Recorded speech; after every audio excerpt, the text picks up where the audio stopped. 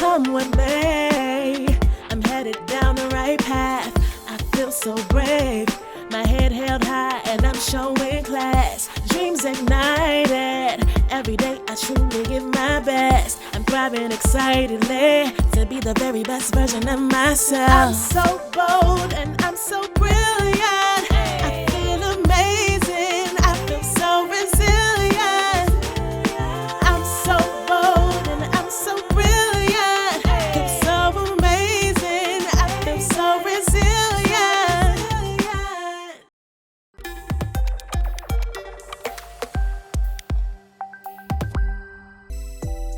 Get to know Lanee Higgins and Davon Ford, a dynamic husband and wife team and creators of the card game called Winsults.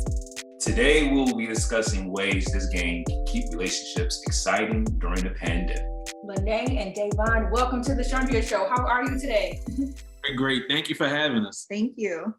Of course, yes, you are great. Let's dive on in. So Davon, I understand this game was originally created when you started roasting your wife, Lynnae, on Valentine's Day. Walk us through how those jokes turned into a game product. No, you said it right when you said jerk, because I'm a jerk. I come from a family of roasters. If you can't take a joke, you can't hang with us. So she's laying in bed, I'm brushing my teeth, and then someone's like, ow, lame, hey, annoying. So I just kicking the door, and I just start saying, I'm gonna roast you with every letter in your name. And I'm always spouting off something stupid. There's always some kind of joke coming out of my mouth. And then we look at each other, and she's like, no, that's not it. We can make that happen. And after that, we talked about it, and then we were like, yeah, this is something very real. We're gonna make this into a game. And then a couple months later, we have our game. That is so cool. I don't know what to tell you. Like I said, you said it right. I'm a jerk. No, that's so. This game was developed out of pure fun and your love for each other. So tell me, how did you two meet, and how long have you been together? So we actually met online on OkCupid nearly a decade ago. Yeah. I was looking at his profile and I decided to message him, and I saw something on his profile about he liked to go thrifting. So the first thing I asked him was like, hey, do you like thrifting? Just to start the conversation. And then from there, we met, we dated, we actually broke up, remained friends. And then we got back together 7 years ago, and we got married. We eloped in Tokyo in 2017. So this will be 5 years of marriage for us. Okay, brother, Tokyo, all right, you took it international, man. I mean, we took a vacation into a wedding. Made a destination wedding, saved a lot of money. Yes. Okay, so tell me, how has it been working so closely together on this special business project? It was surprisingly smooth. We did initially have 2 other business partners, but after a few bumps and hits, we went our separate ways. And that's when things really started coming together, because Lynnae and I, it's all about communication. Mm-hmm. Like I said, I always have something coming out my mouth and I might throw it off. She's like, no, let's make this. Everything that started out as a joke was a bad idea. We've managed to cultivate and to make it into something new. So it's going to sound cliche, but my wife is my best friend and she makes a great business partner. I don't know if she feels the same way. No, I do. I really do. It's like we balance each other out. He's really good when it comes to e-commerce and shipping and customer service. But for me, when it comes to creative projects, I've jumped into the marketing role and the social media role. So we have our strengths and our weaknesses, and we're able to call each other out on that. And I think that's so important when you're married and you have a business together. I couldn't agree more, sitting right here with my husband. I mean, and I'll say personally, I always thought in life you had to kind of choose to have that heightened career or the love of your life who really understands you as a creative, as an entrepreneur, et cetera. So, watching and mirroring and watching you today, it speaks volumes that you all were able to, to have this beautiful love story, but then also continue to create together. So kudos to the both of you for, letting love and business collide. It's a scary prospect, but yeah, I'm glad it's working out. So how can you both encourage couples to keep things fun and spicy during the pandemic to ensure their relationships remain fulfilled? I think it's really all about like making time for each other. Even if you're in the house, you might not be, talking to each other, sitting down, having a dedicated time for each other. So like Winsults kind of came about because we roast all the time. We'll be watching a YouTube video or a movie and we'll sit there and we'll make jokes and we'll make jokes at each other because that's what we do. But the fact that we take the time, every day, hey, let's watch this together, or hey, you have time to do this later, that really helps in a relationship. And Winsults isn't just all insults. You can also do compliments. That would be a great way to uplift you. You had a rough day, your spouse takes out Winsults and begins complimenting you. That'll make you feel really good about yourself. And just to piggyback off of that, I'm sorry, but it's really down to communication. Like she said, we're always talking, making fun of something, laughing at something, but it's just being able to express yourself as much as you can. Because we've played Winsults with other couples, and not everyone is as bold as I am, or she can be bold when she wants to. And sometimes you say something like, we were playing a game and this woman pulled a card and she was like, really, you wore that shirt? And the guy was like, you don't like my shirt? No, I in that shirt. But it got them talking about it, and then like before they left the table, they were already smiling and having fun. It's just, you got to be honest. Sometimes, I'm a little wacky, and she'll pull me back and like, you sure you want to wear that? You sure you want? No, don't do that. Come on. And she saved me. She saved me from myself or making some bad decisions. So it's just all about communication that makes things spicy. And the more you talk, the more you learn. It's like, I never knew you like that. I'm still learning things about her, and it's been almost a decade. Let me just say, brother, I feel your pain, because sometimes I'm out there, you know what I'm saying? I am out there. And she has to reel you back in. Like, yeah, come on now. Look, like you too far out. I need you to come back in. Like, I don't know that I signed up for that. That's in the fine print at the bottom of the marriage license. Yeah. But that's okay though. That's right. Okay. Look, brother, I feel it. Brother, I feel it. All right. No. But tell us about the game and how do you play to win? Okay. You got it. So we got our cards. Show us. What do we do? Let me say this because I love doing this. Okay. The first thing when you open up a Winsults deck, there is a disclaimer because we are not responsible for courses, silent treatments, whatever that comes from the game. So that is the first thing when you see the rules. Okay. Don't come for us, okay? Don't come for us. We're just trying to give you something to do in the house. Don't come for us. Exactly. So what you do is you pick a letter, and I wanted to make sure I get the right deck. So I got the letter O.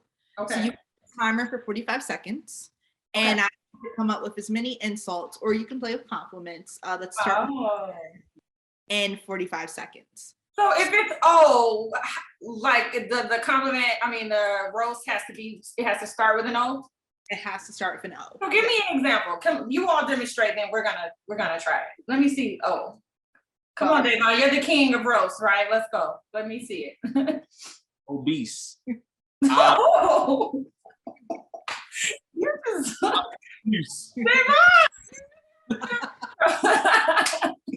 Oh, why you wear that? Oh, that's funny. Honoring? I think honoring. Honoring? I don't know. It might sound fake. So I got it. Yes. We'll take the phonics. Or you can switch it up. You don't necessarily have to say just the insult. You can say like, you look like an omelet. It doesn't have to make sense, but I know I'm insulted if someone said I look like an omelet. Right. Okay, Lynnae, I want you to pull a card. Let me see you do it. We want to see you, Lynnae. Oh gosh. Yours are a little softer than Davon's. Okay. Oh no, she's meaner than me. All right, so we got Y. Oh, this is hard. Yak-like, yucky, yuck mouth. Oh. You point to my mouth.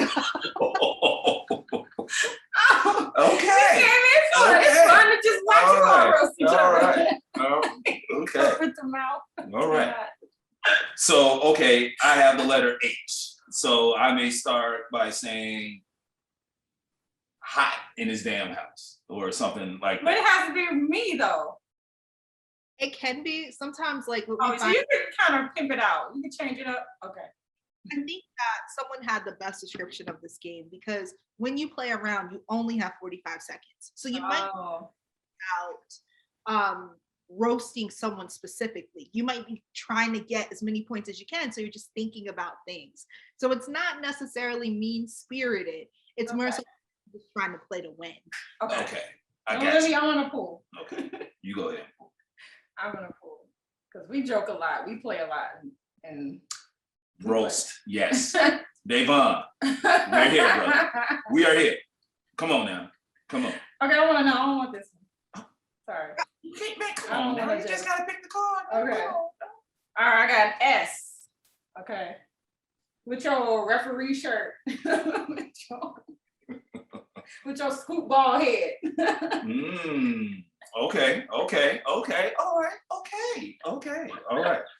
But also, it can be a compliment as well, right? Oh, okay. So S, I am sexy. All All right. Yes. Well, why not? My section. I like that. You know Come what? on. Well, with Winsults. Ooh, I like that. It's a self-love game now. Right. I mean, it's a self-love game. I'm loving on me now. I'm smart.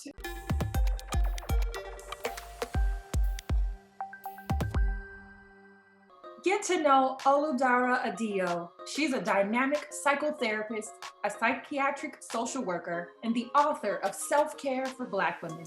Today, we'll discuss her advocacy in health and wellness and her special affinity for Black women and their mental health. Oludara Adeeyo, welcome to the Chundria Show. How are you today? I'm good. Thank you so much for having me. Yes, you are good. I've been watching you on Instagram. You're doing phenomenal things. Let's chat about it.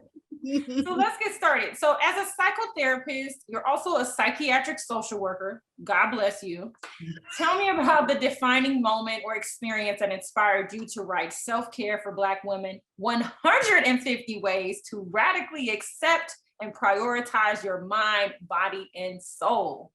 Yes. I mean, there are many things I can think about in my life. First of all, my mother passed away in 2013 from health complication related to a long struggle with symptoms of rheumatoid arthritis. And, I was also her caregiver while working full-time in the magazine industry. And then at the same time, I was also facing my own health-related issues. I was diagnosed with polycystic ovarian syndrome, and I was trying to navigate how to, take better care of my body. And, I quickly realized that I needed to focus on wellness because I was working in media. And as you know, as a media person, sometimes it can feel like you're working 24/7. And I quickly realized I was like, this career is not letting me have a balanced life. So I decided to pursue a different career. And in that process, I went to school. I went to get my master's of social work at University of Southern California. And while I was in my program, I finally had time to really dive deep into self-care. Even though wellness has always been at the forefront of my mind,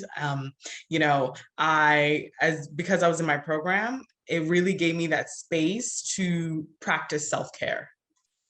Wow, you've experienced so much. And I am sorry about the passing of your mom. And I am, also happy that you've triumphed in your own health and prioritized yourself. So, it's beautiful that you put yourself first, you put your health first.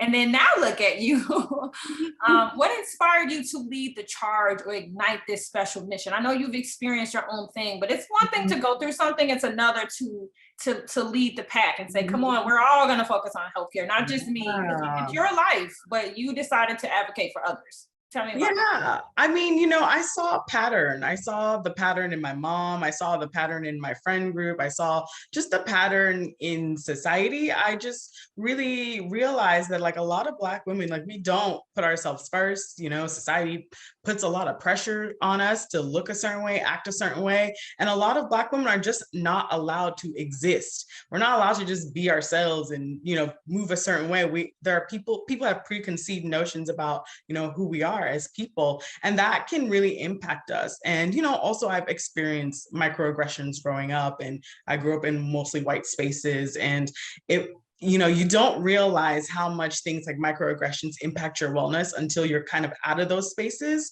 And then you really get to reflect on the things you've went through. And then you look back and you're like, oh, that was racism. Oh, okay. They were treating me different because this way. And, I feel like as Black women, sometimes we internalize a lot of the things we go through. And by that, I mean, we just literally bury it down. We put our feelings aside, we put our wellness aside, and we just charge forward towards our goals. Because I mean, Black women, we achieve the best. We are at the top of everything. But, in that charge and in that path, we tend to neglect our health. You're absolutely right. I mean, and it's that responsibility to keep going, to be strong, to face adversity. And not only are you forced to be responsible for yourself, a lot of Black women are forced to be responsible for other people. And so, I mean, how can you not over time break down, mentally or in your health? So I read in your book that you dedicated your life to helping Black women revitalize their outlook on life, improve their mental health, alleviate stress, and to self-advocate. How do you present the solutions to your readers in this book? Yeah, so the book I feel like is a fun book, and that's intentional. Definitely it's marketed towards Black women, and especially Black women who feel like they struggle with figuring out how to maintain their health. And self-care is a preventative act. It's preventative care. And in the book, it is 150 tips, and each tip is its own. And, it's not designed to read it cover to cover, although a lot of women have reached out to me and told me they've read it cover to cover. And I'm like, that is great, but don't burn out in the process of trying to take care of yourself, But I think it introduces practical ways to practice self-care. And I think that is so important because sometimes, you don't really know. And sometimes the word self-care can really sound intimidating, and it can sound like, oh, well, that's just fluff stuff. And it's like, no, this is actual practical stuff that you can implement into your life. Try to put it in your life, see if you like it, see if you don't like it, and just continue to take care of yourself. Do you consider this to be a self-help book? Yes, I would consider this to be a self-help book, definitely. Okay, so readers are able to write in it workbook style about their own experiences, and then you kind of help them dissect that? No, it's not. It's definitely like a self-help tip book. It's just it gives you tips and actions. So in each tip, I present the tip, I give you a little bit of history about it, and then I give you actionable ways that you can actually practice this, the activity. Okay, I love that. Love it a lot. Okay, so as a Black woman, I'm a champion for this 1000%, but you're also a champion for radical self-care. You encourage women to put wellness before anyone or anything else. And I know sometimes that can be a feat and easier said than done. How do you encourage Black women to focus more on their self-care and their personal needs on a day-to-day basis? Just that Monday through Friday, getting through the weekend, getting through the laundry, the kids, the work, the side hustle, the small business, the grocery shopping, like everything that any Black woman, any woman has to do. How do you encourage them? Yeah, I think it starts with listening to yourself and trusting yourself, and trust that you know your needs. I encourage Black women to try a self-care practice and see if they like it. Start small. Let's say it's journaling. Maybe you just journal for 2 minutes, whatever works for you.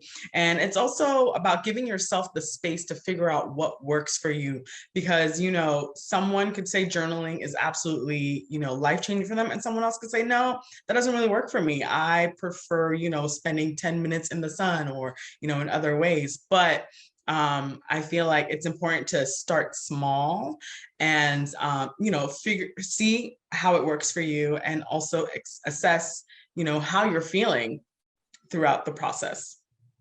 I mean, you have to be true to yourself. If you can't be honest with those around you, you're absolutely right. Being true with how you're feeling. Are you feeling overwhelmed? Are you feeling tired? Are you feeling burnout? And then what solutions can you present? And so that's what I love about this book, that you're offering solutions to problems that sometimes we can't figure out on our own. And sometimes it's easier to help other people with their challenges than it is to find solutions for our own. Be strong. You have to be strong for yourself.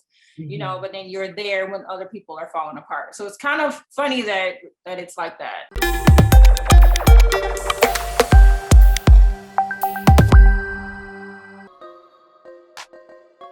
Get to know Nicole Kearney. She's the proud owner of Sip and Share Wines, boutique winery that produces handcrafted vegan wines. Today, she and I discuss her journey in the business and tips for couples to spice up their quality time during the pandemic. Nicole Kearney, welcome to the Chundria Show. How are you today? I am well, Queen. I am well. Yes, Thank you are. I'm so proud of Sip and Share Wines. I can't wait to chat with you about it. Awesome. Yes, So let's let's go. dive on in. Tell me about your business, Sip and Share Wines, and how you got your start in the industry. So we're a boutique vegan winery, as you said, and we've been around as a winery since 2018. We introduced our flagship collection, 7 Word Wines, in January of 2019. And I got into the business as a writer. So I'm a writer by trade. And just the business name came from Sip and Share, came from sitting with my fellow writers when I was in graduate school. And that's what we would do. We would sip and we would share. And so I just took that concept into the wine business, because for us, it's all about creating that community with wine, specifically for wine lovers who've been overlooked and underrepresented by the wine industry. And that's kind of like how we got into it. We repped other Black and brown winemakers, and then we moved and become a winery. And here we are today.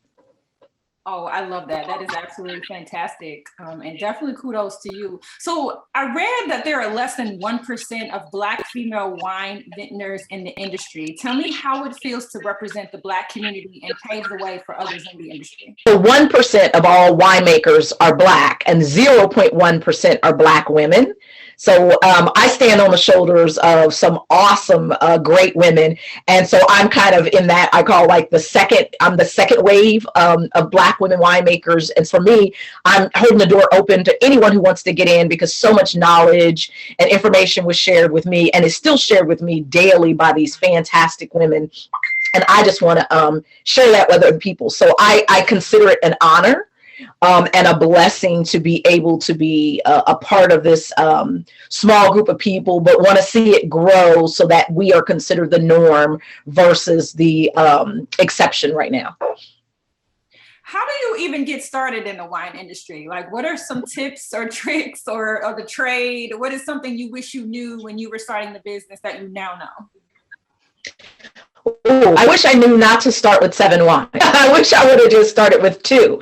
I'd have made 1 red and 1 white, maybe a rosé, maybe 3 wines. And I would have started smaller.